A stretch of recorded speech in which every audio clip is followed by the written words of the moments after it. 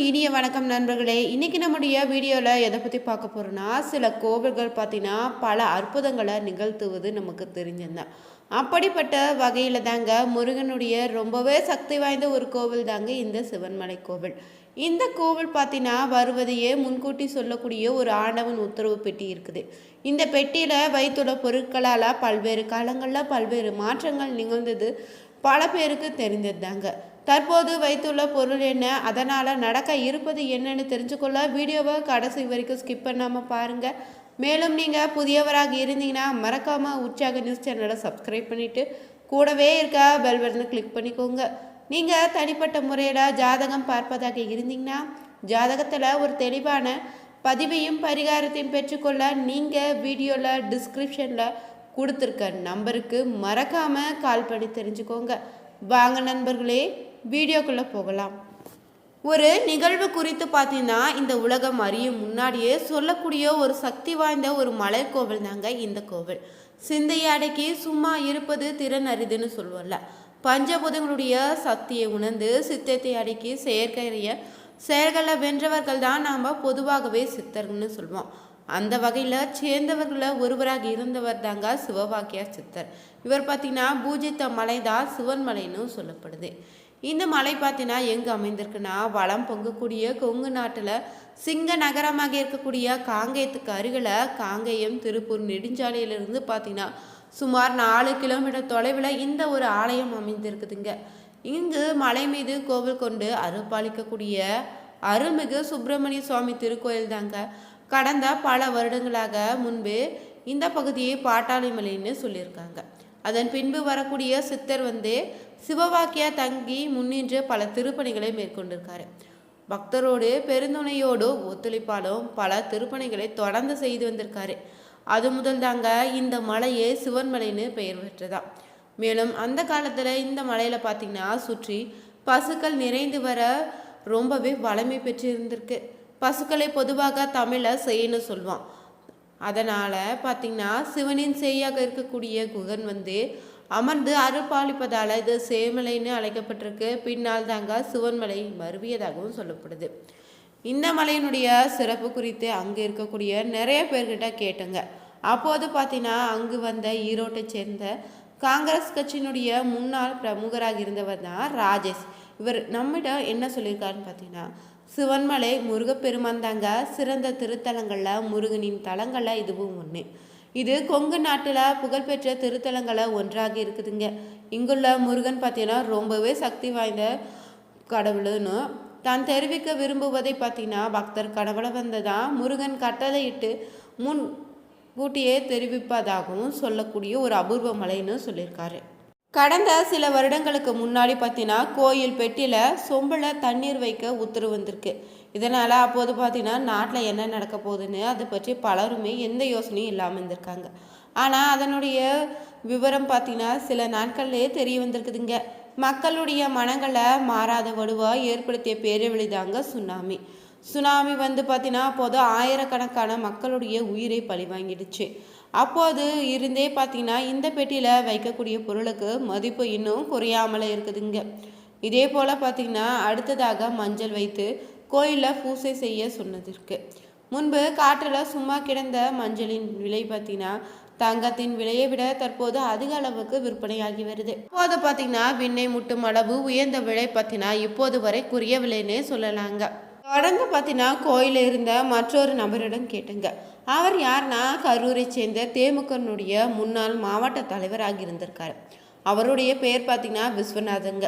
அவர் நம்மகிட்ட என்ன சொல்லியிருக்காருன்னா, இந்த கோவிலுடைய மகிமை தெரிந்து நான் அடிக்கடி சாமி தரிசனம் செய்து போவேன். இங்கு வந்துட்டு சென்னாலே பார்த்தீங்கன்னா ஒருவித மாற்றம் நிச்சயம் ஏற்படுதுன்னு சொல்லியிருக்காரு. இந்த கோவிலினுடைய சக்தியும் அபூர்வமானதுங்க. முன்பு ஒரு பக்தரை கனவுல இதே போல தான் சுவாமி தோன்றிருக்காரு. அப்போது மண் வைத்து பூஜை செய்யுமாறு சொல்லதான். அது முதல் இந்த பகுதியை சுற்றி பார்த்தீங்கன்னா நிலத்தினுடைய மதிப்பு கண்ணா பின்னான்னு உயர்ந்திருக்குதுங்க. அவ்வளவு ஏங்க தமிழகத்தில் பார்த்தீங்கன்னா பல இடங்களும் இதே நிலை தான் நிலவுது. இப்போ அது கூட பார்த்தீங்கன்னா சாமானிய மக்கள் நிலம் வாங்குவது குதிரை கொம்பாக தான் இருக்குது. இதையடுத்து பார்த்தீங்கன்னா மற்றொரு நபரிடம் நம்ம கேட்டோம். இந்த பெட்டியில் இதுவரையுமே பார்த்தீங்கன்னா 500 ரூபாய் பணம் வைக்க சொல்லி உத்தரவு வந்துச்சு. அதன் பின்பு பார்த்தீங்கன்னா மக்கள் மத்தியில் 10, 20, 50 ரூபாய்க்கு கூட மதிப்பு குறைந்து போயிருக்கு. 100 ரூபாய் கூட தற்போது எல்லோரோட கையிலுமே சரளமாக புழக்கத்தில் இருக்குதுங்க. அந்த அளவுக்கு பார்த்தீங்கன்னா இந்த ஆண்டவன் உத்தரவு பெட்டியில் வைக்கக்கூடிய பொருட்களுக்கு சக்தி அதிகம்னே நம்ம இதன் மூலம் தெரிஞ்சுக்கலாம். சாமிக்கு கூட தங்கத்தின் மீது காதலான்னு நினைத்திருக்க பார்த்தீங்கன்னா அதனுடைய விலை பார்த்தீங்கன்னா தற்போது உயர்ந்து கொண்டே இருக்குதுங்க. பெண் பிள்ளை பெற்றவங்க எல்லாருமே பார்த்தீங்கன்னா முருகா நீதா என் பிள்ளையை காப்பாற்றணும்னு வேண்டிட்டு தான் வராங்க. இப்படி இருக்கையில் பார்த்தீங்கன்னா திருப்பூரை சேர்ந்த கோடீஸ்வரர் என்ற பக்தர் கனவுல முருகப்பெருமான் காட்சியளித்திருக்காரு. ஆண்டவன் உத்தரவு பெட்டியில் பச்சை அரிசி வைக்க சொல்லி உத்தரவு கொடுத்துருக்காரு. அதன்படி பார்த்தீங்கன்னா அந்த பெட்டியிலும் தற்போது பச்சை அரிசி வைத்து சிறப்பு பூஜைகள் நடத்தப்பட்டு வைக்கப்பட்டிருக்குதுங்க. பல்வேறு காலங்களில் பல்வேறு பக்தர்களுடைய கனவுல தோன்றி முருகப்பெருமான் பொருள் வைக்க சொல்வார். கடவுள் கனவுல சொல்கின்ற பொருளே அந்த பெட்டியில் எப்போது வைப்பாங்கன்னு நிர்வாகத்திடம் கேட்டேங்க. அதற்கு அந்த நிர்வாகம் என்ன சொல்லியிருக்காங்கன்னு பார்த்துக்கோங்க. கலங்கயத்துக்கு அருகில் இருக்கக்கூடிய திருப்பூர் வெள்ளக்கோயில்னு தென்னிலை, பரமத்தி, பல்லடம், கோவை பல சுற்றுப்புற கிராமங்களில் இருக்கக்கூடிய தனது பக்தர் கனவுல தான் சுவாமி பெட்டியில் வைக்க வேண்டிய பொருள் பற்றி கூறுவாராம். மறுநாள் பார்த்தீங்கன்னா அருள் வந்த நிலையில் அந்த நபருமே தனது கனவுல சுவாமி தோன்றி சொன்னது குறித்து கோயில் நிர்வாகத்திடம் சொல்லுவாங்க. அவர் சொன்னது உண்மைதானா தெரிஞ்சு கொள்ள பார்த்தீங்கன்னா கோயில் நிர்வாகிகளுமே பூக்களை பொற்றலத்தில் வைத்து சாமி முன்னாடி போட்டு பூசைன்னு கேட்குறாங்க.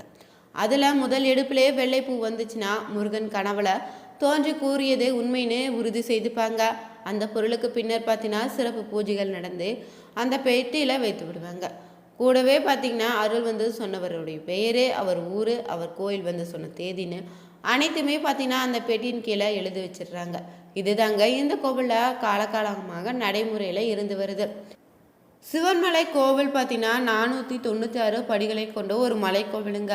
கடல் மட்டத்திலிருந்து 400 அடி உயரத்தில் இந்த ஒரு ஆலயம் அமைஞ்சிருக்கு. இந்த கோவிலுக்கு வாகனங்கள் செல்ல 2 கிலோமீட்டர் மலைப்பாதையும் தார்ச்சாலையும் நீங்கள் பயன்படுத்திக்கலாம். இந்த கோவில் பார்த்தீங்கன்னா ரொம்பவே பழமையானதுங்க. சிவமும் ஸ்கந்தமும் வேறல உணர்த்தவே இந்த மலை சிவமலைன்னு சொல்கிறாங்க.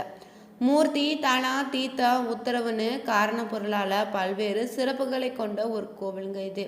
மேலும் இந்த கோவிலில் தான் சிவபெருமான் இமயமலை வில்லாக வளைத்து அசுரர்களை அழிக்க முற்பட்ட போது அதிலிருந்து விழுந்த சிறு துண்டு சிவன்மலைன்னு சொல்லப்படுது. ஆஞ்சநேயர் பார்த்தீங்கன்னா சஞ்சீவி பர்வதத்தை எடுத்து செல்லும் போது அதிலிருந்து உயர்ந்த மூலிகைகள் விழுந்து நிறைந்த இடம்னு சொல்லப்படுதுங்க. இந்த மலையில் பார்த்தீங்கன்னா முதல் யுகத்தில் பொன்மலையாகவும், 2ஆம் யுகத்தில் வெள்ளி மலையாகவும் காட்சியளித்திருக்கு. 3ஆம் யுகத்தில் செப்பு மலையாகவும், கலியுகத்தில் பார்த்தீங்கன்னா கல்மலையாகவும் பல்வேறு காலங்களில் இந்த மலை காட்சியளித்து முருகனுடைய அருளை வழங்கி வருதுங்க. மேலும் இந்த கோவில் பார்த்தீங்கன்னா பின்புறம் 4 கிலோமீட்டர் தொலைவில் பாட்டாளியூர் என்னக்கூடிய தலைமை இருக்குது.